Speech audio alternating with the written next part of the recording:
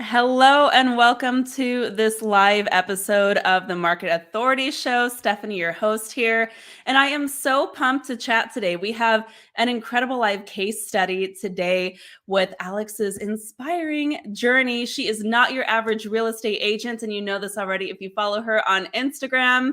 She is formerly an account manager, and she's used to high stress situations, and she is able to transfer all of those skills into the world of real estate, where she has absolutely transformed her business over the last couple of years.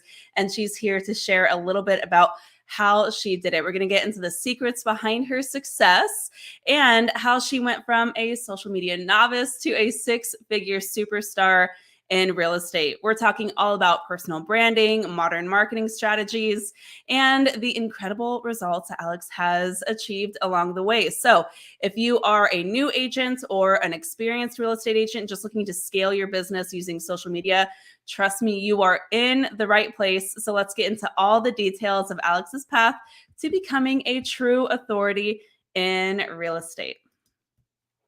Hey, Alex, thanks for joining me today. Hi. Yes, happy to be here.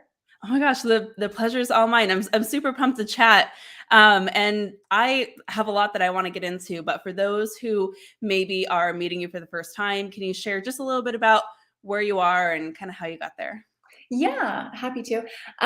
So I just finished out, I guess I've been in real estate for about 3.5 years now. The year is flying. I feel like I just started my year. So yeah, it's been a really incredible journey thus far. I did join the Market Authority after my first year, I would say. So going into yeah, so I guess I've been involved since, early 2021, maybe? Does Yeah. that sound about right? And it's been amazing. I'm such a big fan, and it's definitely helped my business, like you mentioned. And yeah, what else can I tell everybody so far? So you're in Denver, Mhm. and when you joined real estate, tell me a little bit about like that decision-making process to get into it because there's kind of a big pivot for you at the time. Yeah, so I was working in corporate America, Mhm. doing my thing. I did not have a bad experience or anything like that. I had a nice cushy job, really loved it. But I knew that I wanted to try something different. Real estate is something that I'd always had my eye on. My mom was that mom that like dragged me as a kid to every single open house in the neighborhood and was like, that one just sold for 500,000, what have you. So that kind of gave me like an eye and an interest in it. Of course, as with many new agents, I really had very little idea of what running a real estate business really looked like. But I'd set myself a goal by this year, this time, I was going to pivot from my cushy career. Dive into real estate, try my hand at that and see how it went. And if it didn't go well, I, had a good backup plan, but we've been rocking and rolling ever since. How did that first year go? Did you I don't know if I remember exactly. Did you straight up jump into it full time? I did, yes, and I had, really done some research and just heard from different, people that I trusted and seemed to know what they were talking about, that doing it part-time kind of almost was more difficult. So I wanted to give it my all. I made sure I had, like, my savings in place, for example, and could really do the best job that I could. So I would know, am I really successful or am I not doing like the best possible job? And I started real estate right in January of 2020, and then the pandemic hit 3 months later. So that was a fun experience too. Oh my gosh, what was your thinking where you're like, "What have I done?" And then, obviously 2020 turns out not to be like the worst, like the end of real estate, but I'm Yeah, imagining it was crazy yeah. for you. Luckily, our market was absolutely crazy, as was a lot of the country. But here in Denver, it was absolutely nuts. So people were out there looking to get into their homes, luckily. The problem was I couldn't do open houses to get in front of them. So that's where I started to kind of post on Instagram as much as I possibly could, as much as I was comfortable with, which wasn't really that much. And people did start to respond to my posts, reach out, ask for my help. And that's how I kind of got my foot in the door my first year without having access to what almost every new agent does, which is open houses. And I was new to Denver, so I didn't really have a huge sphere of people that I knew. So really blessed to be able to have done, a pretty good first year. And that's where I realized how valuable social media was. I didn't particularly like doing the open houses that I did do, the few that I did. I certainly was not going to cold call or door knocking wouldn't be that bad, but I just saw the opportunity in social media and thought that with some more leadership and guidance, I could increase the momentum that I recognized early on. I remember that first call that we had too, and you're like, I'm pretty sure I can do this. Like, I definitely want to lean more into social media, but I need to know how it's just going to fit in with like the rest of the business model a little bit. So when you were building it, I don't know that I realized that you had such a small sphere starting out. Did you use social media just to bring in leads, or were you also using it to like network and meet with other professionals too at the time? Definitely network. And I do live in a place where people are very out and about. Mhm. And so especially during 2020, people were kind of craving a little bit more connection. So it was pretty helpful and I don't want to say easy, but natural maybe Yeah. to be making friendships in my DM box on the photos that I was posting. And then those friendships would oftentimes translate to a client. And I was like, wait a minute, there's something here. Yeah, so that was what I was doing, mostly just creating an online network and community for myself and then trying to leverage that. Yeah, that makes perfect sense. So when you started thinking, okay, I need that guidance, I need a little bit more leadership just in the execution of this and like the big vision of it. Um, what specific challenges were you trying to overcome at the time? Or is it a little bit more like I'm just getting to that place where I don't know what I don't know and I just need a more clear plan? Yeah, I knew that I'd basically hit the goal for my first year, but had no idea. It was kind of just, throwing pasta at the wall, which you have to usually do as a new real estate agent. And so I didn't really know what the next steps were to building the business, scaling, growing, being the best that I could for my clients. And I'm sure everybody knows, and you can speak to this too, like real estate is a very isolating career. Maybe unless you jump straight into a team, which I did not do. I've never been on a team. So I just knew, and I knew that I wanted to invest in growth. Um, you know, People have gone down the path before me. I don't need to figure it all out on my own. So I, again, like set a date and a goal and a budget. And I was like, Stefanie Lugo is it. Market Authority is the like platform, what the authority, the training for me. All the things Yeah. that you provide. I love it. And I remember that first caller was like, "Oh, we're gonna get along great. Like this is gonna be perfect for you. This is Yeah, great." yeah, yeah. And I mean, I know that you had done or do a lot on social media. So, it clearly can be done and can be done in a larger, scalable way, which I don't think a lot of people recognize early on, especially. Yeah, yeah, and it's one of those things too where it's just business has changed so, and I wonder if you kind of see this too just in your journey. Mhm, Business has changed so much in the last 10 years when it comes to how real estate businesses are conducted. And mhm. if you even talk to some agents who have been in it for like 10, 20, 30 years, they're like, "Oh, I got you. I've got all the experience." But the fact of the matter is a lot of times they don't really remember what they did to get started. And the challenges that they faced are so different from today. And especially with you getting in right before the pandemic and in the digital landscape, as there's this giant shift of consumer attention at the time, Mhm. like even in the last couple of years, a lot of this has changed. Yeah. And so how are you feeling now on the other side of it, a couple years in? What are some like big aha moments or just like wins that you're really excited to be living through now?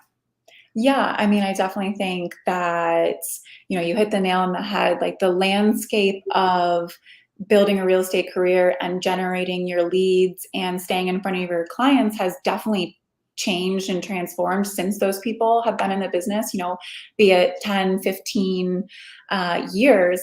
So, and the consumer has changed too. And I feel like people are in one part so autonomous, like they are googling online, they are watching YouTube, they are watching real estate TikToks, for goodness sake, which you never would have thought that platform would educate people, but it does. And so does Instagram, and so Yeah. does Facebook.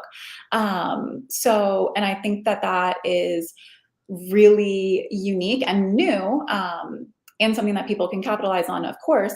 But I think the consumer too is, and you speak to this in the Market Authority show, like they want to work with someone that they know, like, and trust, someone similar to them that they feel has their best interest at heart, probably lives the same or relatively similar lifestyle as them, or that they aspire to be, whether they want to move the needle of their lifestyle.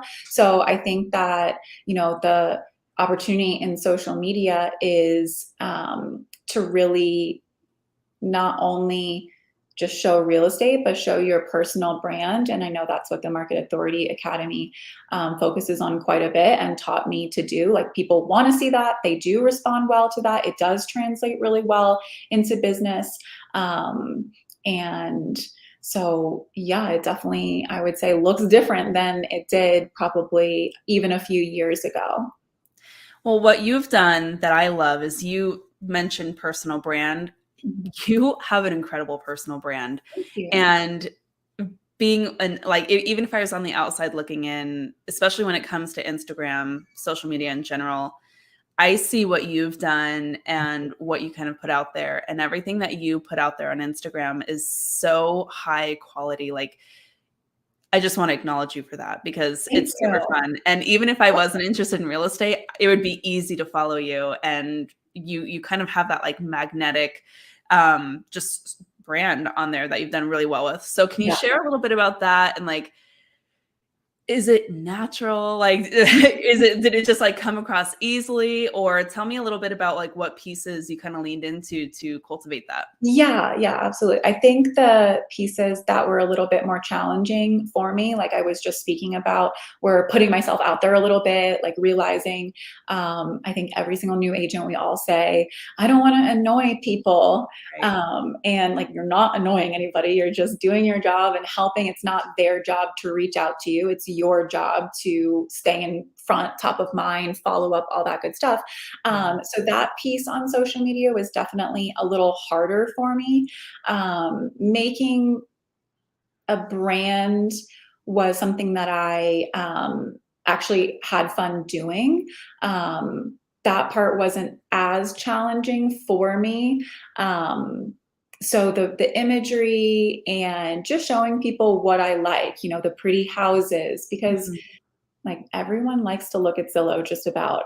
Everyone loves HGTV. So my goal was really to kind of make my Instagram a behind the scenes and an aesthetically pleasing almost channel for people to tune into, and then also incorporate, which was again the harder part that I learned a little bit more how to do throughout my time so far in Market Authority, incorporate more education, incorporate more follow up, incorporate more systems. But I did start with the personal branding and making sure that when people looked at my page, they got a taste of who I am as a person, who my business is, how I treat my clients, who I represent, and how I represent them. Yeah. And that was my focus, to translate into my branding as much as Well, I could. I think it totally picks up. And if you're watching this, it's hello Alex Ray. Is that Mhm, right on mhm. Instagram? Definitely check out Alex's Instagram. So like when I see it, I see refined, I see almost like that bespoke, very individualized service kind of feel from it. That's like the vibes that I get. And I also get major cool girl vibes. Just, Gisela, our marketing assistant, she and I will like see some of your posts every now and then. We're like, oh, where'd you get that hat? Probably Amazon. Just go I on know. Amazon. I'll send you all the links. I love a good deal because I want to spend that money on real estate. Well, Um, I love that that's so approachable, right? So like that really approachable, friendly personality yeah. comes through too. Like it's a great match. Mhm. But then you also have the challenge of say like that's really great surface level stuff. And then Mhm. what you touched on is that you got to go a little bit deeper. So tell me a Yeah. little bit about that process of identifying that ideal client and understanding how to educate them. How did you do that? Or Yeah. walk through a Um, little bit about how you did that. mhm. Yeah, I suppose, like, how to connect with people is and that's again kind of just like a trial and error thing, and but a lot of the while a lot of the trial and error my first year was just on my own, then I got to implement the tips, tricks, strategies, knowledge that Market Authority gave me and see like, okay, that, people in my market are resonating with that. Like you show so much of your life behind the scenes and how you balance that. And I think people really recognize that. And I found, so when I started out, I was working with a lot of single women purchasing, Okay. which I loved. And at the time, I was a single woman. So that was kind of my target audience, people that I guess related to me best. And now my life has kind of shifted. I've gotten engaged, like have my own home, have 2 fur babies, hoping to have a bigger family at some point. And so now I've started working with more young families getting into the market. So I feel like my clients are kind of following along with me, growing with me, which is great. And that was kind of almost a little bit of a happy accident from just posting as, we're instructed to do and know is valuable, just what's happening in my life, what I'm doing, what's going on in the market business wise, and then the people naturally came, I would say, started to tune in. Yeah. How long do people tend to follow you before they reach out? Do you have a pulse on that? That's a good question. I should know that. um Usually, I guess if I really think through it, usually when they start to follow me or I start to follow them, I either they make the connection pretty quickly, like, "Oh, I love the house you just posted. Mhm. Great." Conversation has started. Or I'll do the same back to them in the DMs, like, "Oh my gosh, I saw you just did this hike. That's one of my favorites." Done. And then I just leave it. And then um, I think doing a lot of, and I should do more of this, it's like my constant more and more, gotta do more. I think doing like polls, and I do use Instagram. I should preface, I do use Instagram as my main platform. Um, I haven't really dived into YouTube, for example, and some of the other opportunities, but Instagram has been serving me really well.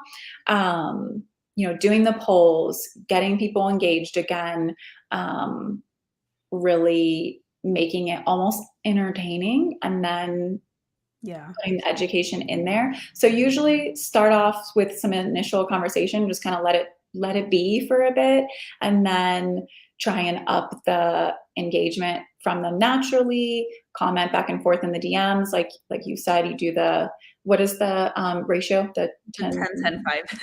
10 5, yes. That works really well. And then I try and funnel those people or filter them into either a direct buyer seller consult Mhm. or a first time home buyer house hacking class. So if Okay, that was the other thing that I wondered is that so tell me a little bit about those offers. I would love to hear how you're doing that. Yeah, so I do about 4 to 6 classes per year. And it is a lot of my sphere, but the sphere is being developed through social media and people following me, making those connections. And then, we've chatted a little bit about um, dogs, hike, a pretty house. Then they feel more comfortable. Either, hey, we're getting ready to plan our purchase or our sale. We'd love to sit down with you. Um, or I ask them if they would like to do that, if I kind of sense that they might be in that place in their life, or if I sense that, they're like, oh, I would love to purchase my own place, but just not sure when or how, then they go into well, let's get you into one of the 4 classes, like non-committal, just education, just having a good time learning all the things that people don't learn about in school in terms of real estate. And then those people usually convert to a client, and usually within the next year. That is so cool. Are you doing those virtually or in person or both? Yeah, I'm a big in-person gal. So I do them all in person. I did a couple in the beginning years because you had to Mhm. virtually, and I did some client consultations virtually. And to be honest, like I didn't really get those clients. Okay. I have a much better conversion rate in person, I've learned. So that's my goal, is always to get in front of people and make that connection face to face as much as possible. I also run a Facebook group. I don't know if that would be a good thing to talk about. Yeah.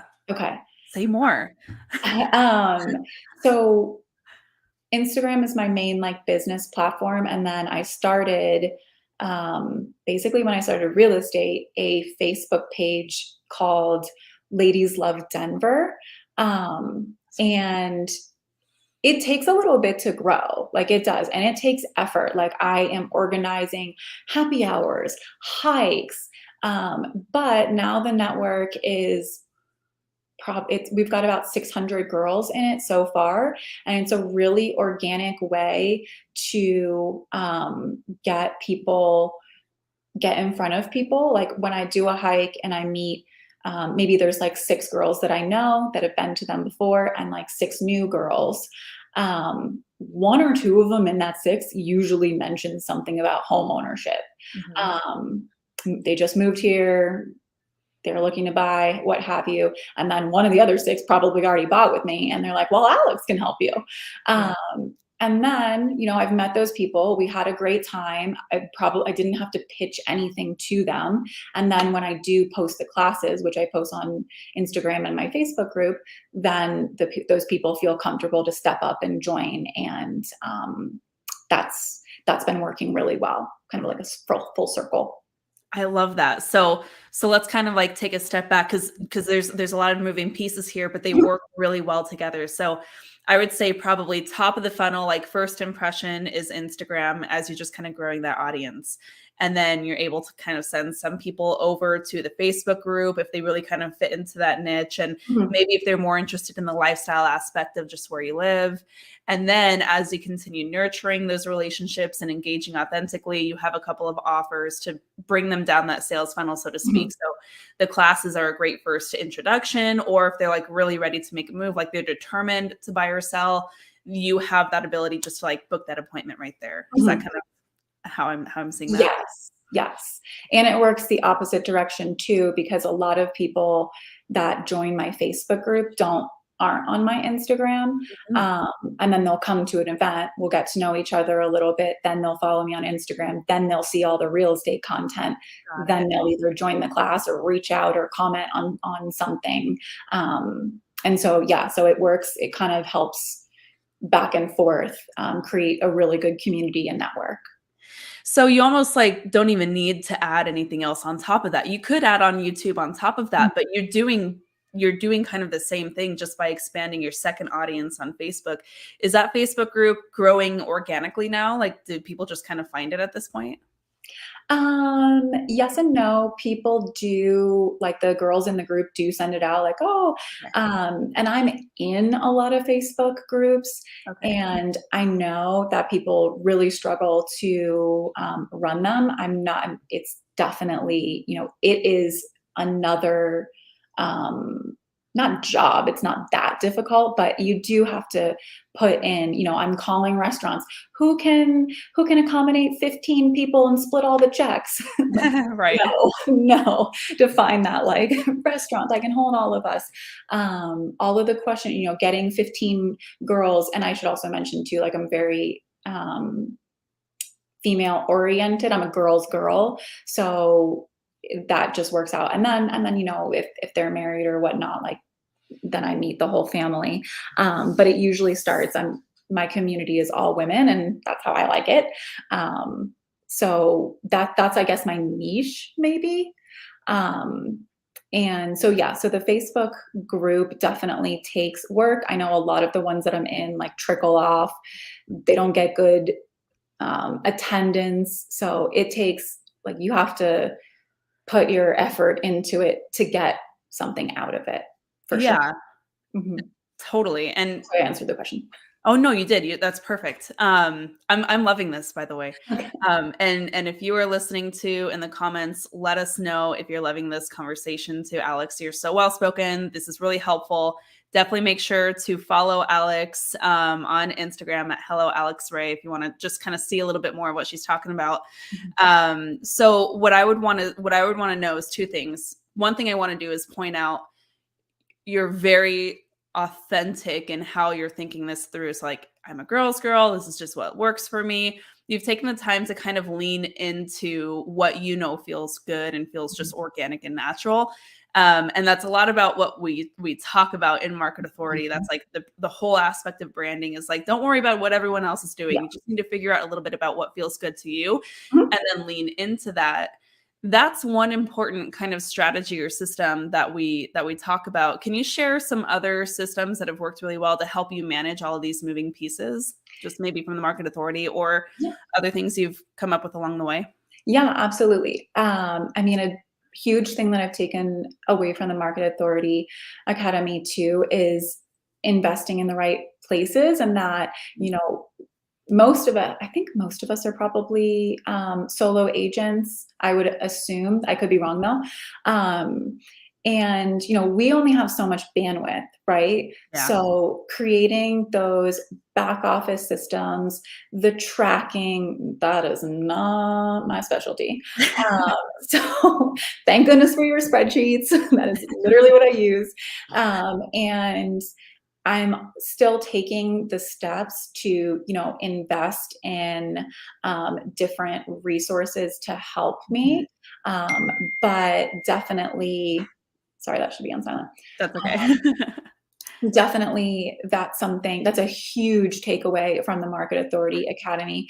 The personal branding, the power of leveraging social media, which is a free platform, by Mhm. the way, we all know, free marketing, and then also creating a business that has systems, processes behind it. Because otherwise, I mean, you've spoken to this quite a few times, like, you're not going to be able to scale and continue and grow your business if, for example, you have no idea where your leads are coming from, you're not Right. tracking your conversion, you're not probably even doing your expenses. That's a helpful one. So I really appreciate that MAA incorporates that portion, because I'm definitely not the best at running a business, and that's what we're all doing, running businesses. Yeah, I couldn't agree more. Like it's funny because it does take a lot of time and attention And it's to not always the build. most fun thing to do. I know, right? It is. And it takes a lot to like build these things in, but then like it doesn't matter. One thing that I think about a lot is if you can't convert leads, right? Or if you can't make the most of every opportunity once you get them, then all of that work that you've done on the front end isn't like you said, a business. Mhm. Do you feel like at this point you have those systems dialed in enough to where you see a life where you're not dialed in 1,000% of the time, like you can kind of go on vacation and not worry about the whole thing burning down? And tell me Yeah. a little bit about that. I'm in process, I would say. We're getting to a better spot.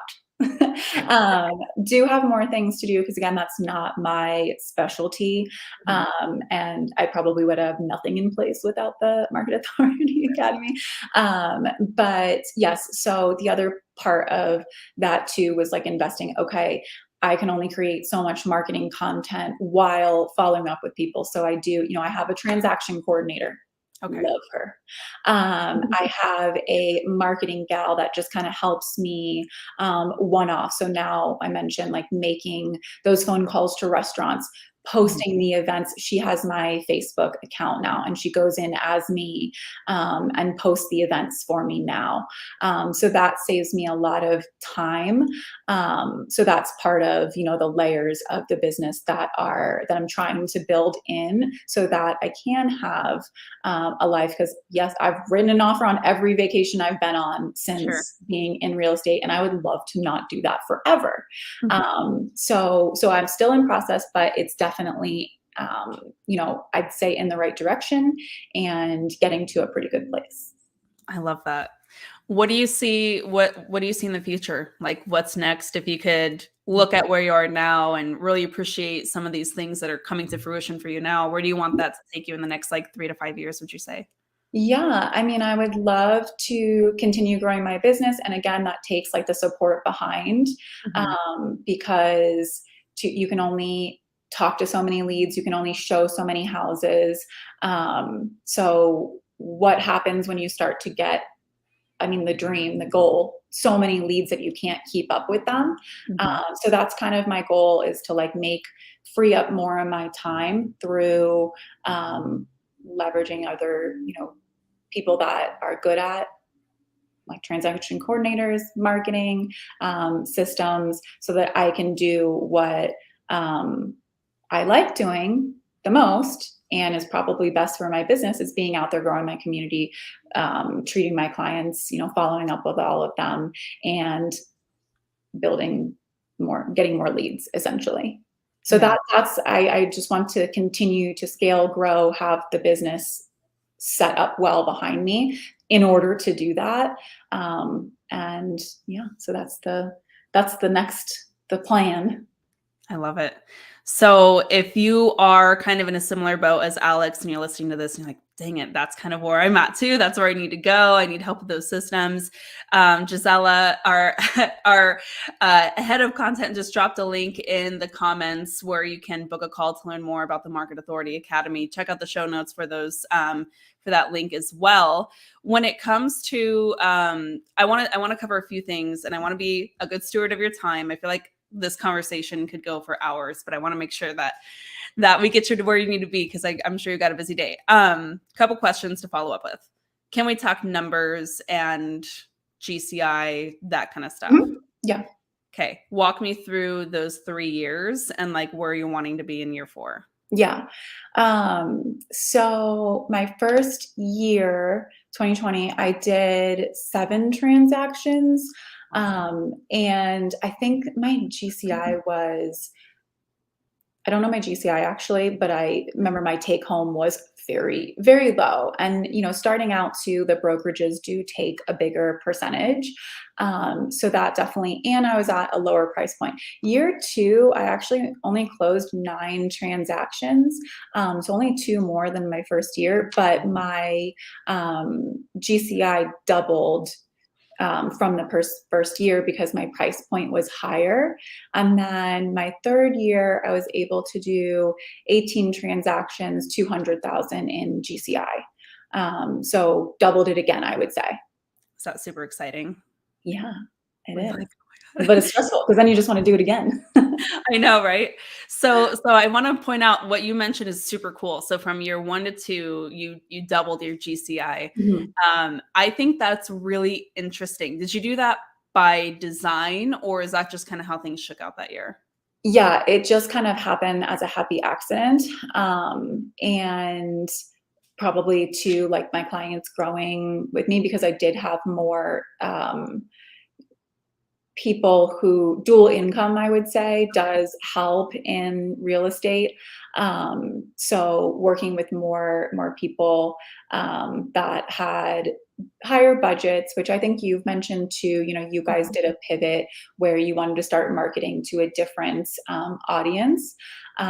So I think that can be huge. So it really was, upping the price point, with just my clients kind of growing with me, I would say. That is a strategic move, right? Like, because that's scalability. It's being able to not really change the amount of output. Like, that's, you're not changing the number of transactions, but still being able to like double Mhm. your income just by making a shift to ideal client makes a lot of sense. And maybe you didn't even change the ideal client a lot, because you're still kind of focusing on connecting with maybe the female counterpart, or just like making that first introduction. And they just happen to also be like a professional and married to a professional, or right. Mhm. So a lot of times it's not like huge shifts, which this is the stuff that I totally geek out over, where I'm like, oh, look at all these little numbers, where if you Mhm. just make tiny little adjustments, you can see really, really big trickle effects from that. When you are looking into like the next phase of your business, are you looking to maintain or grow, or what does that next goal look like for you? Yeah, so I really would love to stay a little bit in my roots of helping females, women buy um, real estate and continue to invest. And I am starting to have a pretty good network of women that are professionals, are still purchasing homes on their own, are looking to get investment properties. Um, I personally am getting ready to buy my first investment property like on my own. I'm very focused on that as like a goal for me. So I think that that's a really good way for to keep my roots going, because I really never want to be the agent that almost excludes anybody. As much as like I would love to sell luxury properties, but I also love first time home buyers. So I'd love to get to a place where I can do both, and maybe that is having a team where, if I'm generating the leads, I'm working at with the long standing clients at the higher price points, but we're still as a team offering classes for women, how to buy their first home, how to invest after they've gotten their first home, to cover both of those aspects. I love So that's that. what I'd like to do. That is so cool, Alex. That's really neat. That's a neat mission. And I think that there's a lot of ways that you can still fulfill on that. And it is the systems, right? Because part of that is just making sure that as you do grow a team, if that's the direction that you go to fulfill that, you make sure everybody's like really dialed in. They know the process. They know what it needs to look like to provide the experience that you Yeah, expect. yeah, and that's why it's so important for me to be dialed in and my business to be dialed Yeah. in before even getting to that phase. Yeah. Yeah. That's one challenge that I see a lot of agents do, or maybe a mistake is like, I don't know, maybe that's like too harsh, but they go a little too soon without having those things, and then their own business tanks. Not a Mhm. good look. Yeah, I love that. not trying to tank the business. No. This has been so much fun. If you could just share, maybe if someone's listening to this and like, oh, yes, this sounds like me. This is oh my gosh, so much what I want for my business. For those who might be on the fence of looking into the Market Authority Academy, taking these strategies in and making them their own, can you share a little bit like what you might have said to them if they're on the fence? Yeah, so I remember someone said to me, and it's a very young, successful person, self-made, a long time ago, told me, you have to spend money to make money. Mm. And like the light bulbs just went off. And not that I go out and spend a ton of money. I actually love to not spend money, but it's investing in the right um, tools, coaching, programs, that's really going to pay off in the end. And so that's what I did with the Market Authority Academy. I was very strategic. I was only going to get one coach and network, and I was going to pick the one that most aligned with me, which is Market Authority Academy, where I wanted to take my business, and dove into that investment, and it has exponentially paid off, which is the goal, right? Mhm. So yeah, do it. I love it. If Thank you're on you. the fence, do it. The link to book a call and learn more about MAA is in the comments and in the show notes of this recording if you're listening to us later. I want to just acknowledge you, Alex. I'm obviously huge fan of what you're doing. Love working with you. And I want to be aligned with agents who are like you, where you understand what you like, what works for you, and you're unapologetically building that in the vision that you see is going to work best for you. I think it's really hard for real estate agents to kind of like blaze their own trail in that way.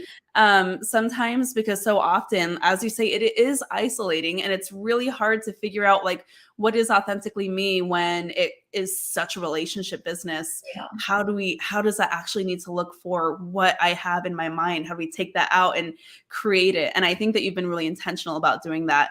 And it's just a really great example for anyone who's listening to kind of follow along. So again, if you're listening to this, definitely follow Alex on her journey on Instagram. And I really want to thank you for being so generous with your story and your time here with us today. Yeah, thank you so much. It's been great. And yeah, it's been so impactful to my business. So thank you very much, Stefanie. And I look forward to watching your journey and your cute boys more. Ooh, yes, yes. Oh my gosh, I love it. Okay, well, thank you so much for joining me. And there's tons of comments in there from people who are listening and loving this as well. So I really appreciate those who joined live with us today. But I hope if you want to go back and listen to the recording, this will all be up as well. Alex, it was really a pleasure. Thanks so much. Thank you. Thanks. Bye.